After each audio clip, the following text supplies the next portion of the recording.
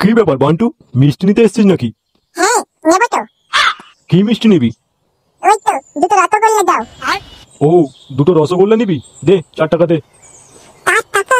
কিন্তু আমি তো কোনো পয়সা আনিনি। কি বললি? পয়সা নেই? তাহলে রসগোল্লাটা কি তোর মুখ দেখে দেবো নাকি? দাদু তুমি না আমার বাবার নামে খাতায় লিখে রেখো, বাবা পরে পয়সা দিয়ে দেবে। খাতায় লিখে রাখবো? আরে তোর যে বাপ আছে না, ওটা বাপ নয় রে, ওটা একটা পাপ। শালা তোর বাপের নামে খাতা করে করে আমার এক দিস্তা খাতা গাদার গানে ঢুকে গেছে, তবু 1 টাকা দেয়নি। যা বাড়ি যা, গিয়ে 4 টাকা নিয়ে আয়, তবে রসগোল্লা দেবো, আর নাহলে এখান থেকে দূর হ।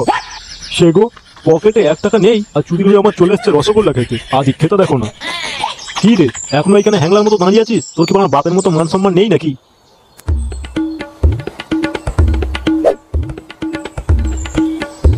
কি রে, সকাল সকাল কোথায় বেরিয়েছিলি? কি হলো, মুখটা ওরকম শুয়োরের পোঁদের মতো করে রেখেছিস কেন? শুয়োরের পোঁদের মতো কি ফাঁদে করে রেখেছি, নায়ের ডালাই করতে হয়েছে। মানে? ভোলা দাদুর দোকানে রসগোল্লা খেতে গেছিলাম, আর ভোলা দাদু জোর জোর করে তাড়িয়ে দিয়েছে। তাড়িয়ে দিল মানে? তুই আমার নাম করিসনি? বলেছি তো। আর ভোলা দাদু বলেছে তুমি নাকি চিটিংবাজ, আর আমি তোমার বাচ্চা, মানে চিটিংবাজের বাচ্চা। কি বললি? ওই শুয়োরের বাচ্চা আমাকে চিটিংবাজ বলেছে? তা ওর খুব গায়ে রস হয়েছে দেখতে পাচ্ছি। তুই চিন্তা করিস না, তুই রসগোল্লা খাবি তো আমি তোকে খাওয়াবো। তোকে আজকে বিকালের মধ্যেই আমি রসগোল্লা খাবো, আর যদি না খাওয়াতে পারি তাহলে তুই আমার নামে একটা নেড়ি কুত্তা পুষিস। বলেন কি? শান্তির ছেলে, মিষ্টি বিক্রি করে দুটো পয়সা কি হয়েছে, মানুষকে আর মানুষ বলে গ্রাহ্য করে না। দাঁড়া, তোর আজকে বুঝ মারছি ভালোভাবে।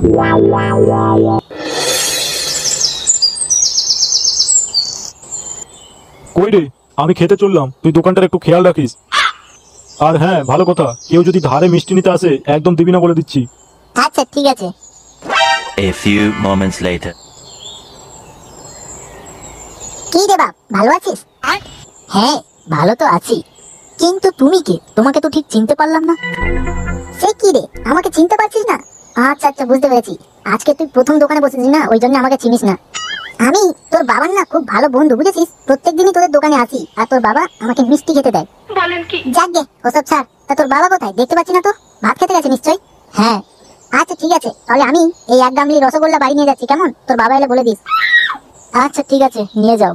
আর হ্যাঁ, 400 টাকার কিন্তু কম হবে না বলে দিচ্ছি। টাকা? কিসের টাকা? তুই কি পাগল আছিস নাকি? পাগল হতে যাবো কেন? 1 গামলা রসগোল্লার দাম তো 400 টাকা।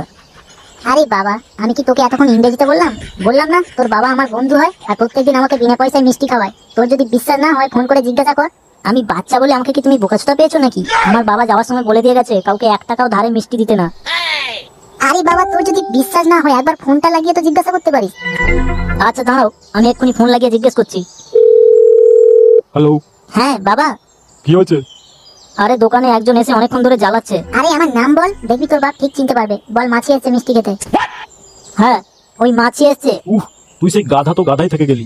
তা মাছি এসে তো কি হচ্ছে, সে তো মানে রোজই আসে। এই ফোনটা আমার ঘুমের সময় একদম ডিস্টার্ব করবি না। যা বাবা, আমি তো ভালো কথাই বললাম, এতে আবার গরম দেখানোর কি ছিল? কি রে, আমি তোকে বললাম না তোর বাবা আমাকে চেনে? আরে প্রত্যেকদিন আমাকে কত ফ্রিতে মিষ্টি খাওয়ায় তোর বাবা, তুই জানিস? যাক গে, অনেক বেলা হয়ে গেল, আমি এই 1 গামলা রসগোল্লা নিয়ে যাচ্ছি। তোর বাবা এলে বলে দিবি, কেমন? আচ্ছা ঠিক আছে, নিয়ে যাও। A few moments later. কি রে, সব ঠিকঠাক আছে তো? হ্যাঁ সব ঠিকঠাকই আছে। কি ব্যাপার, রসগোল্লার গামলিটা কোথায় গেল?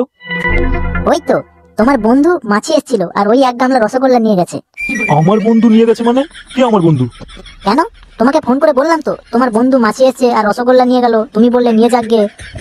মাছি 1 গামলা রসগোল্লা নিয়ে গেল? হ্যাঁ রে শুয়োরের বাচ্চা, কত বড় মাছি এসেছিল যে 1 গামলা রসগোল্লা তুলে নিয়ে চলে গেল? ওই তো আমাদের থেকে ওই 4-5 বছরের বড় হবে। হায় হায় রে, এ খানকির ছেলে আমার দোকান তো নির্ঘাত বন্ধ করবে দেখছি। যা বাবা, আমি তো তোমাকে ফোন করে বললাম, তুমি তো নিজে বললে যে যা করছে করুক। ওরে শান্তির ছেলে, তুই খালি নামেই বড় হচ্ছিস, তোর ঘটে এখনো বুদ্ধি হয়নি। না, তোর ভরসায় থাকলে আমার দুদিনের এই দোকান টোকান উঠে গিয়ে বাটি হাতে রাস্তায় বসতে হবে। যা আমার চোখের সামনে থেকে দূর হ। কিন্তু এখন কথাটা হচ্ছে, মিষ্টিটা নিয়ে গেল কে? আচ্ছা, এইবারে বুঝতে পেরেছি, এটা নিশ্চয়ই ওই খানকির ছেলে ফুটোর কাজ হবে।